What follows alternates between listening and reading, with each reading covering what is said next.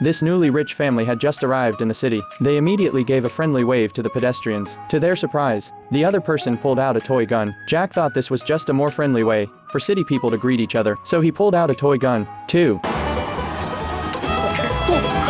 2 days ago, Jack's family was still cramped in their 80-square-meter countryside mansion. That day, Jack went out to look for supplies, but he didn't find anything. Instead, he discovered an oil field on his land. Happiness came so suddenly, Jack was a bit stunned. The next day, an oil company arrived at Jack's place by helicopter. They bought the oil field for $1 billion.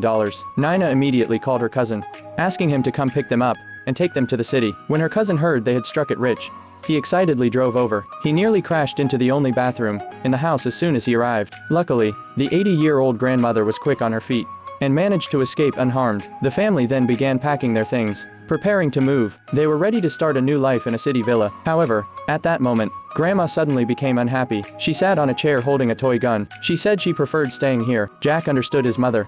He knew she loved that chair. So, he placed the chair on the car along with her. And just like that, the family drove to the city, waving goodbye to the villagers. As soon as they left the village, Grandma tripped over a branch. Fortunately, she wasn't seriously hurt. Soon, the family arrived safely in the city. Since Will had never learned the traffic rules, he drove slowly in the lane. This annoyed the drivers behind them. One of them caught up and gave them a friendly wave. The family all agreed this was how city people greeted each other. After some struggles, they finally arrived at their new home in Beverly Hills. When they saw the beautiful house, Jack was very pleased. However, the bank advisor, Daisy, didn't know they were the buyers. She mistakenly thought they were burglars. So, she immediately called the police. Soon, a large number of police surrounded the mansion.